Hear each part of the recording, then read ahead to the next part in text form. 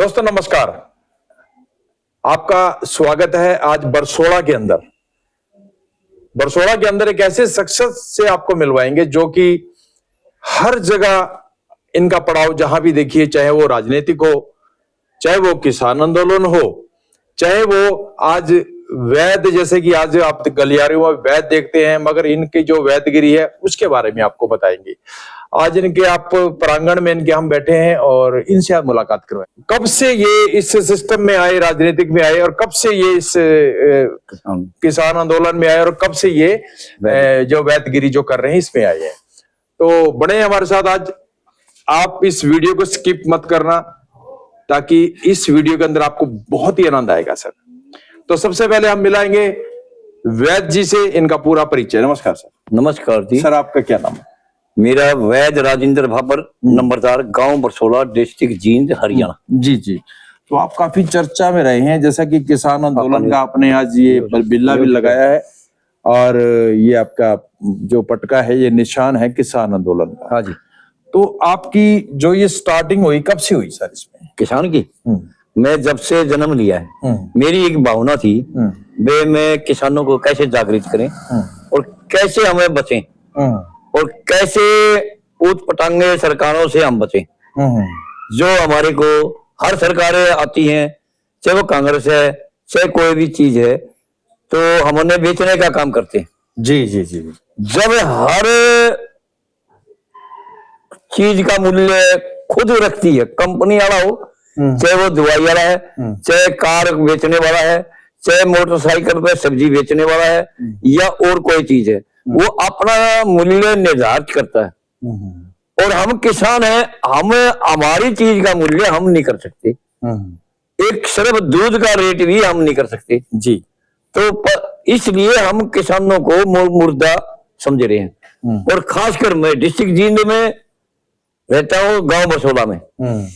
यहाँ की हमारी जो जमीन भूमि है उपजाऊ है, और इसको लिखा जा रहा है सरकार के अंदर बंजर भूमि है। और इस इलाके को दूसरे टाइप में भी कहते हैं, जैसे दूसरे देशों में लगाऊ होता है जी जी, उस हिसाब से भी मतलब जींद को बैकवर्ड के हिसाब से भी बोला जा रहा है। तो ऐसे में हमने क्या जब हरियाणा के 7 जिले थे, उन जिला के अंदर, 7 जिला के अंदर हरियाणा में जींद जिला है, और जींद जिले के अंदर आज तक कोई फैक्ट्री भी नहीं लगी है। एक मिल्क प्लांट है, वीटा की है। अब एक लक्ष्य डेयरी है, सिर्फ वो 2 प्लांट है हमारे, सही तो, और तो हमारे है ही नहीं। उनमें भी हमारे गांव के माले थोड़े बहुत लगे हुए हैं, पर जो पावर हाउस बने हैं, ग्रेड बनी है, कुछ भी है, उनके अंदर हमारा क्या है? कुछ भी नहीं है। अब वो तो पैसे बनाने के लिए काम करते हैं, अपना रोजगार करें। पर किसान की जो चीज बिका है, खेती बाड़ी के अंदर मंडी के अंदर जाते हैं, वहां जो किसान मंडी में लेके जाता है अपनी जमीन जिन्स को, वो भी हमारी बिक नहीं रही। मगर आपका कहना यह है कि मगर गवर्नमेंट तो ये कहती है हम किसानों को काफी प्रोत्साहन दे रहे हैं। हाँ। काफी मुआवजा सीएम सैनी ने कह रहा 22 दिसंबर से 22 अक्टूबर से हर किसान की चीजें ली जाओगी, और एमएसपी रेट पे। आज तक वो उनने कोई भी एमएसपी क्या, आज भी किसान पिछा जा रहा है। हमारी जमीन फसल जाती है वहां मंडियों में, 10 दिन तक वहां पड़े रहता है, और 10 दिन तक क्या करते हैं, आरती वहां पर से उनको खाने पीने का देते हैं सामान, और वो बेचारे दारू पी कर अपना निफरेम रहे हैं। पीछे से कोई लुट्टो कसट्टो, डांगर लागो, पशु लागो, यानी किसान को सारी जगह से पीछा जा रहा है। अभी 15 साल सरकार को हो चुके हैं सर।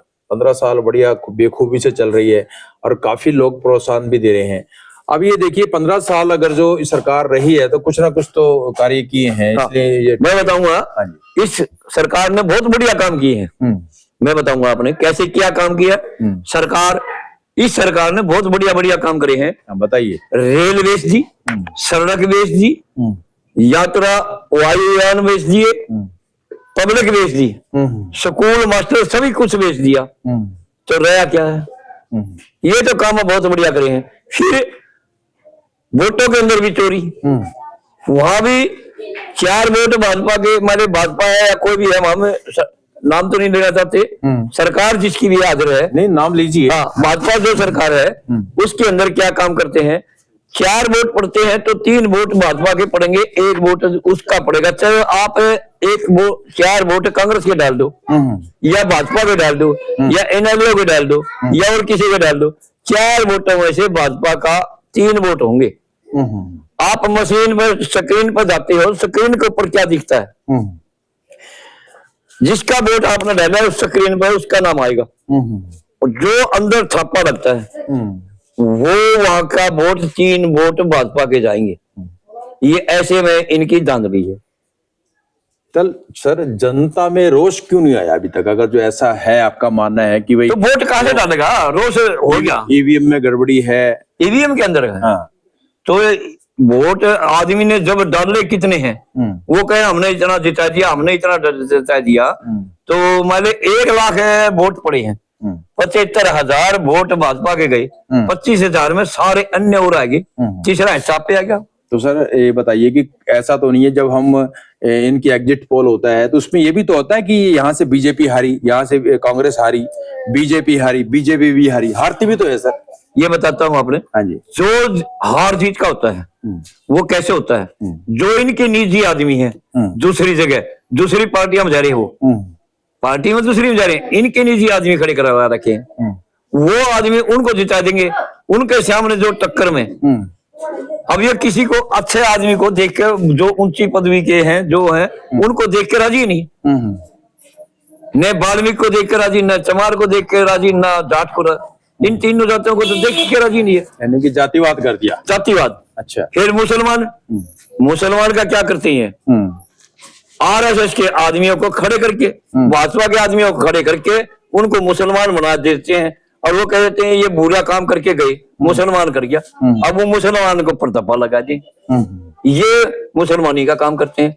जैसे कोरोना का नाम था, मुसलमान जहां थुकेगा वहीं कोरोना होगा, कहाँ मुसलमान था बेचारे ऊं पिटने लगे इनने। तो आप क्या मानते हैं कि अभी 15 सालों से तो बीजेपी राज कर रही है, तो पीछे जो राज रहे हैं, चाहे वो कांग्रेस का रहा हो या किसी का रहा हो, वो ठीक था या ये ठीक है?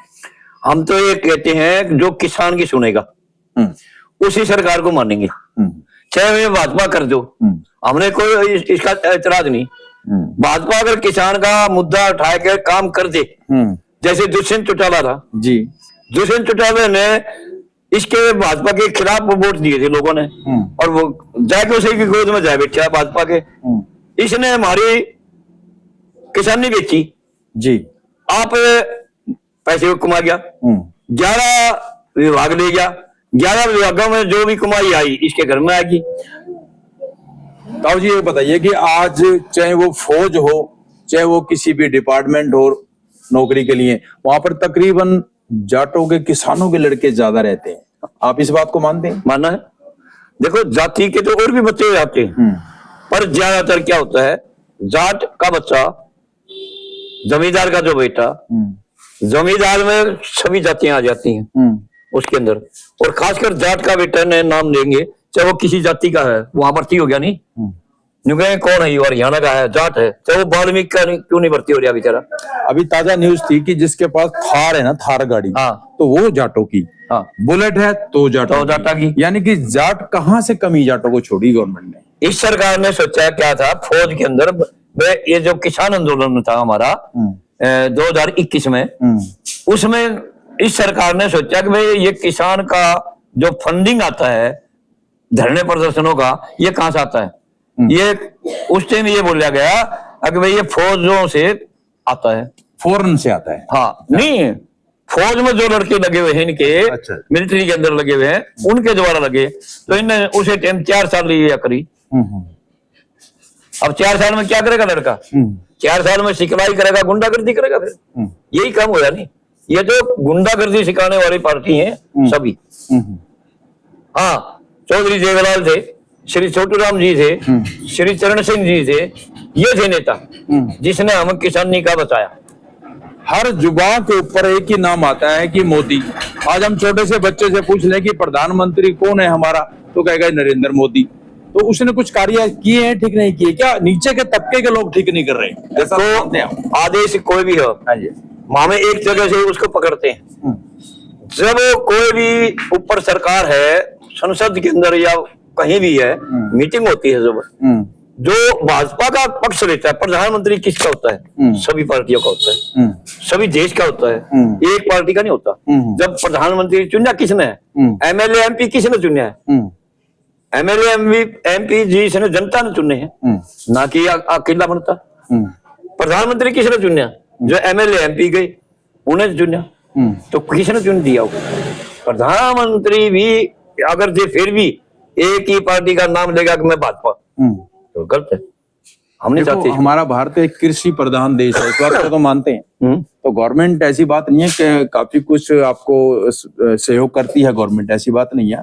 क्योंकि हर हम जो जगह जैसे अब एमएसपी आपको दे रही है, और आपकी जो जितनी भी उपज आती है, चाहे गेहूं हो चाहे धान हो, उसका भी आपको अच्छा मुआवजा दे रही है। और कहीं कोई बाढ़ ग्रस्त एरिया हो जाते हैं तो वहां भी मुआवजा दिया जाता है, ऐसा तो नहीं किया। हम देखते हैं बाढ़ ग्रस्त अभी मैं खुद बताता हूँ, हमारे गाँव में जो कि बरसात हुई, बरसात के अंदर कपास थी, जो खेती कपास की ज्यादा थी, कपास की खेती सारी खत्म हो गई। 3 मन 4 मन 5 मन से ऊपर कपास नहीं है, एक करके कर रहा है। तो बताओ क्या किसान करेगा? सर ये तो एक प्राकृतिक आपदा है, ये तो है ना? उसको मुआवजा कहाँ से देगा? वो दिया तो नहीं। अब कह रहे हैं कि हमने किसानों के लिए सब कुछ कर दिया, मुआवजा देंगे, सब कुछ देंगे, कहाँ दिया? किसान के बेटा है जो खेती दूसरा नहीं बोता, उसका चकोते से 80,000 तक का चकोता लेता है किले, और वो किला 80,000 का लेकर आज वो खराब होगी तो वो तो मर गया, फांसी खाओगा, क्या करेगा वो? अब फिर कहे पराली जलाओ है। अब पराली कहाँ जलावा? किसान नहीं जलाता है। नहीं, एक सुनो, हमारी गाड़ियां हमेशा फिरती रहती है रोड के ऊपर, हम कई बार देखते हैं, मगर ये देखिए चलो। सुनो मैं बताऊंगा आपने, वो क्या जलाता है? पराली तो पशुओं के लिए हम काट लेते हैं। अच्छा जी। जो मशीन है उसके द्वारा काट लेते हैं, जो फाने बच जाते हैं, फाने जलते हैं, हाँ, उनको जलाता किसान, ना कि पराली। पराली तो हमारा पशुओं के लिए चारा रखते हैं, पशुओं के लिए चारा।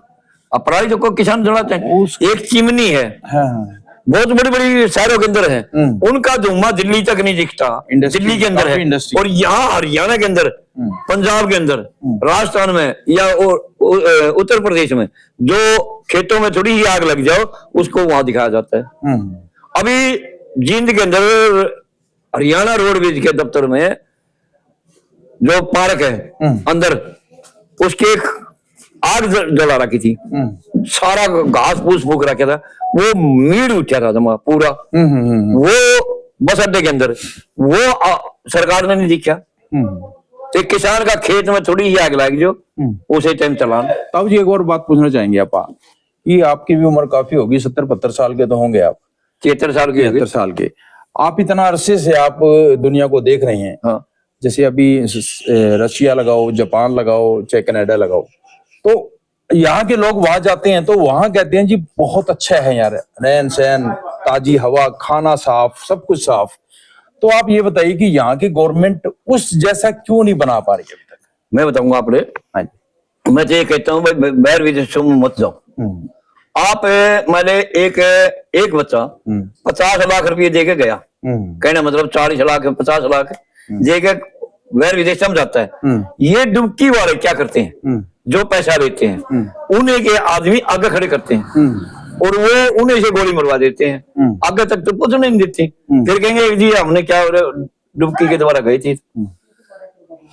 चलो ये था। अगर हमारा किसान का बच्चा, मैं कह रहा हूँ 50 लाख रुपया में हमारे यही कार ये चलाओगा और फैक्ट्री लगाओ, 10 बच्चा ने नौकरी हो जाएगा 50 लाख में। मैं मेरे को दो 50 लाख रुपये, अभी मैं 20 आदमियों को नौकरी दूंगा। 50 लाख रुपया में 20-25 आदमियों ने अभी नौकरी दूं तुरंत, क्योंकि बथेरे कार्य है करने वाले। जी जी जी। अब वो वहां क्या न्यारा बनेगा? तो आप मानते हैं कि बेरोजगारी है? बेरोजगारी है, इसीलिए फिर हमारा बच्चा क्यों जाता है वहां? हमारी जो बच्चे की सैलरी जो पढ़ा लिखा है जिस हिसाब से योग्यता के हिसाब से वो पैसा हमारा उस बच्चे को नहीं मिल रहा। तो बेरोजगारी की बात करें तो बेरोजगारी क्यों है सर, इसके बारे में कुछ बताएंगे थोड़ी? बेरोजगारी बताइए किस लिए है बनी, क्यों हो रही है बेरोजगारी? बेरोजगारी हमारे कंपनियों में लग रही, अच्छा, कुछ भी नहीं करिया। अब जमीन तो खरीद ली, छोटी बात है ये क्या बोलते हैं इसको रोड को, जो हाईवे के रोड निकाले हैं बड़े बड़े, हाँ हाँ हाँ, ये इन रोडों के अंदर जमीन तो चली गई। आप बेरोजगारी जींद को मानते हैं या पूरे हरियाणा को? हरियाणा को मानते हैं, पूरे देश को। तो गुड़गांव में तो काफी इंडस्ट्री है, क्या है? नोएडा में काफी इंडस्ट्री, हाँ नहीं वो है, फरीदाबाद में काफी इंडस्ट्री है, करनाल में रही, पानीपत में रही, बहुत इंडस्ट्री है। पर उन्हें इलाके में उनके आदमी से नहीं, वो ही बिक रहे हैं। अच्छा, यहाँ पर नहीं है ऐसा कुछ? नहीं है, जींद में नहीं है। डिस्ट्रिक्ट जींद 7 जिलों के अंदर है, जो आज भी पीछे डाल रखे है। सेंटर में भी है हरियाणा। और राजनीतिक खेल जो होगा, रैली होगी, कोई भी खर्चा होगा, पैसा किसका लगेगा? जींद का। जींद का ये रैली करा जी, जींद में खर्चा। बैकवर्ड में आप पे कह दिया हम, हमारे पास कोई पैसे का और उधार नहीं है, कहां से ले आओगा? अब ये कह रहे खेती जो हमने इसके रोड के साथ से लगते हुए खेत, हमने खेती दे दी मर के, हमारे पास है क्या? पहले जमीन 1-2-1.5 किला है, उसमें आदमी क्या करे? दाने खान के तो झिंगे मारे। तो आप अपने बच्चों को भी चाहते हैं कि आप ही की तरह से ऐसे ही किसान आंदोलन में लड़ते रहें सरकार से? हम तो ये कहते हैं कोई भी काम करो, अच्छा काम करो, राजनीतिक खेल मत करो। हम राजनीतिक में ये पार्टियां कहती है कि भाई आप वो करो, ये करो, मैं झंडा उठा के किसी का भी नहीं चलता। जब से किसान आंदोलन चला, किसान आंदोलन ने अभी जैसे रोड जाम किया, 1.5 साल 2-2 साल दिल्ली में बैठे रहे, तो क्या ये सही था? देखो, अगर आदमी मरेगा, बच्चा रो रहा है, माँ काम कर दी आन रही है, घूम रही है, और बच्चा छोटा सा है, जब वो रोएगा नहीं, वो सोचो भूखा हो गया। अब किसान भी क्या करेगा? भूख लगी, चीजें नहीं मिल रही, उसका मोल नहीं है, तो किसान क्या करेगा? बिकने की चीज क्या करेगा? रोड के ऊपर पकेगा। आपको लगता है कि अभी किसान आंदोलन आपने किया तो गवर्नमेंट ने आपकी बातें मानी? नहीं मानी, एक बार मानी, फिर आप उठे क्यों? हाँ, बताऊंगा नहीं। वो कुछ लोग तत्व है, वो उसी सरकार के आदमी बीच में आ जाते हैं, हमारे बीच में, वो कहते हैं हम भी किसान है। वो उस टाइम क्या सोचेगा आदमी? ये तो हमारे गला है। वही उनके आदमी है, वो फैसला कर रहे थे जी, ठीक है ये कर दिया, आपने कर दिया मंजूर, हमारा काम कर दो। अब उन्होंने कोई पैसा दे दिया, अब बीच में तो उठा दिए। इस तरीके काम हो गए। जी जी, अच्छा चलो, ये तो एक राजनीतिक दौर रहा आपका। हाँ। और काफी संघर्ष में जीवन आपने व्यतीत किया और हर जगह से करते आ रहे हैं। हाँ। तो ताऊ जी, अभी इतनी उम्र होगी 72 साल, अब तो भागा भी नहीं जाना होगा आपसे? ना नहीं भाग लेते हो? अभी नौजवान ने अभी ले आओ। अच्छा, हाँ, अभी तक तो भागा पूरा उठने को भाई। क्या बात है जी। हाँ। तो ये थे जी, देखिए कितने अस्पुष्ट है इस टाइम, और ये गाँव का कहते हैं ना कि, और आपका भाई न्यूज 7 जी, हाँ जी, हाँ जी, इस चैनल को धन्यवाद करता हूँ, जो किसानों की आवाज को आप उठाकर ऊपर तक सुनवाते हो। हम तो आपका भी धन्यवाद करते हैं। और हमारी लड़ाई सिर्फ मीडिया वाला ने नहीं उठाई, हाँ जी, आप जैसे इन पत्रकारों ने ही हमारी आगे उठाई मांग। देश सा मैं देश है ना, जिते दूध दही का खाना है, ये आज हमारे साक्षात आपके बीच में है। 73 साल के ताऊ जी हैं और अभी भी कहते हैं जी मेरे मुकाबले में दौड़ के दिखा दो। तो ये देखिए, अब बिल्कुल आप देख रहे हैं, अभी तक तो कसी का काम है और है, खेती का काम है, दिहाड़ी आप नहीं काम करते। मेरा मकान है ये। अच्छा जी, अब मकान में दिहाड़ी का काम नहीं करवाया। अच्छा, 40,000 रुपये दीजिए, सफेदी करनी है, वो अपना आप कर रहे हो। अच्छा ताऊ जी, चलो ये तो एक गृहस्थी की बातें हैं। अब फिलहाल आप, हमने ये भी सुना है आपके गाँव में आए हैं बरसोड़ा के अंदर हम, तो आप कुछ वैदगिरी का भी काम करने लग गए, ये कहाँ से आपने सीख लिया और क्या क्या का इलाज कर रहे हैं आप? मेरा पॉइंटर के द्वारा काम है। वो कैसे है भाई? मैं 1976 में 1969-70-71 3 साल का हमारा कोर्स हो रहा था। पहला 80 पिंजरों के अंदर कार्य सिखाए थे पहले। आ तो नेट में देखा है, न्यू कहते मैं भी वैद हो रहा हूँ, दुनिया भर के वैद हो रहे हैं। ठीक, मैं उस टाइम अकेला था बरसोड़ा के अंदर। अच्छा, और आज 10-12 हो रहे मेरे गांव में। आपसे सीख गए? नहीं, वैसे कह दिया मैं वैद हूँ। नेट में ठाव है, तेल दरिया, सरसों का तेल दरिया, बिजली का तेल दरिया, मालिश कर दी। तो आप किस बीमारी का मतलब इलाज कर रहे हैं इस टाइम? वो अरे छोड़िए, देखो पत्तीदार रखे हैं भीतर, बोलिया पतीला जैसे कि सिल्वर का। गोडों में दर्द हाँ, है या क्या? मैं एडी से चोटी तक का कोई भी किसी भी प्रकार की बीमारी हो वो इलाज सभी प्रकारों का काम करता हूँ। ज्यादातर मेरा मालिश का काम पॉइंटों के द्वारा काम करते हैं, मरीज को ठीक करता हूँ पॉइंटों के द्वारा। और दवाई भी मैं देसी अपनी आयुर्वेदिक से बनाता हूँ, जड़ी बूटियों की, घास फूस है, जिगोरोर है। और हमारा जो मालिश का तेल है ये 67 जड़ी बूटियों का तेल है भाई। क्या बात है जी। अपना खुद तेल बनाते हैं, ये देख सकते हो भाई जड़ी बूटियों का तेल।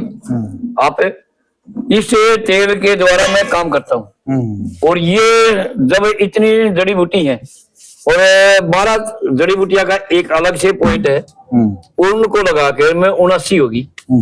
अब ये 79 रोगों ने खत्म करेंगे। अच्छा, जैसे अभी कोई लेडीज है, हाँ, औरत भी तो आती होगी भाई, किसी के कमर में दर्द, हाँ, किसी के कमर, यहाँ, तो उसका भी आप ही करती हैं? हाँ, मैं खुद करता हूँ। अच्छा अच्छा।